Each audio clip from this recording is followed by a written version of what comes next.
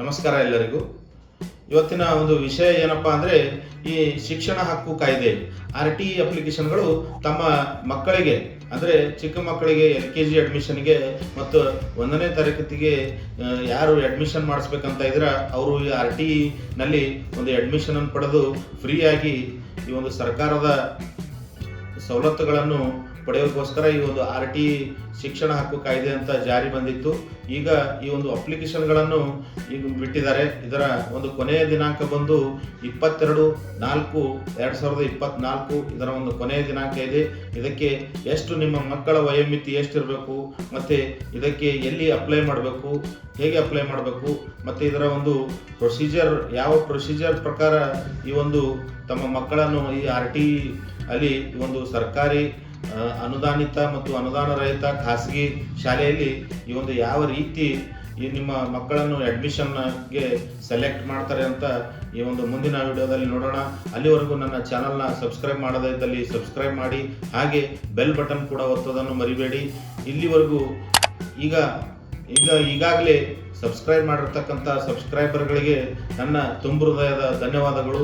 ಬನ್ನಿ ಈ ಒಂದು RTE ರೈಟ್ ಟು ಎಜುಕೇಷನ್ ಬಗ್ಗೆ, ಈ ಒಂದು ಶಿಕ್ಷಣ ಹಕ್ಕು ಕಾಯ್ದೆಯ ಬಗ್ಗೆ ಡೀಟೇಲ್ ಆಗಿ ತಿಳ್ಕೊಳ್ಳೋಣ.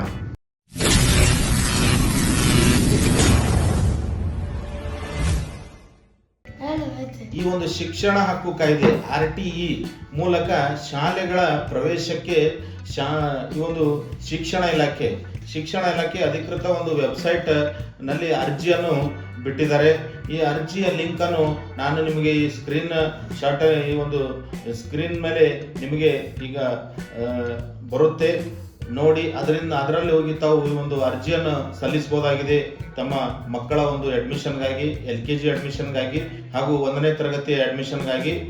1ರಿಂದ 8ನೇ ತರಗತಿ ಪ್ರವೇಶಕ್ಕೆ ಈ ಸರ್ಕಾರಿ ಅನುದಾನ ಮತ್ತು ಅನುದಾನ ರಹಿತ ಮತ್ತು ಖಾಸಗಿ ಶಾಲೆಗಳಲ್ಲಿ ಮಕ್ಕಳನ್ನು ಸೇರಿಸಲು ಬಯಸುವ ಪೋಷಕರು RTE ಕಾಯ್ದೆಯಡಿ ಅರ್ಜಿ ಸಲ್ಲಿಸಬಹುದು. LKGಗೆ ಪ್ರವೇಶ ಪಡೆಯುವ ಮಕ್ಕಳಿಗೆ ಕನಿಷ್ಠ 4 ವರ್ಷ ಆಗಿರಬೇಕು.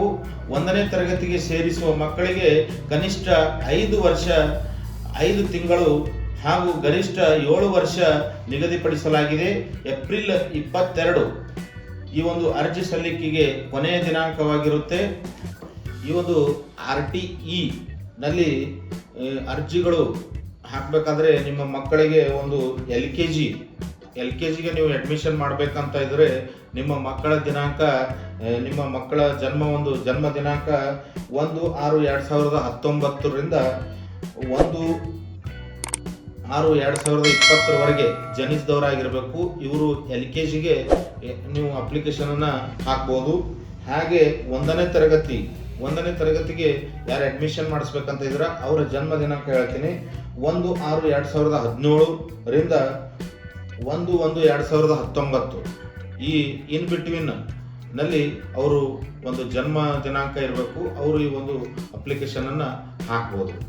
ಮತ್ತೆ ಈ ಒಂದು ಏಪ್ರಿಲ್ 26ರಂದು ಈ ಒಂದು ಅರ್ಜಿಗಳನ್ನ ಹಾಕಿರ್ತಾರೆ, ಅದರ ಪರಿಶೀಲನೆ ಆಗುತ್ತೆ. ಬಳಿಕ ಒಂದು ಲಾಟ್ರಿ ಪ್ರಕ್ರಿಯೆಯಲ್ಲಿ ಈ ಅರ್ಹರ ಪಟ್ಟಿ ಬಿಡುಗಡೆ ಮಾಡಲಾಗುವುದು. ಮತ್ತೆ 30ರಂದು ಆನ್ಲೈನ್ ಮೂಲಕ ಮೊದಲ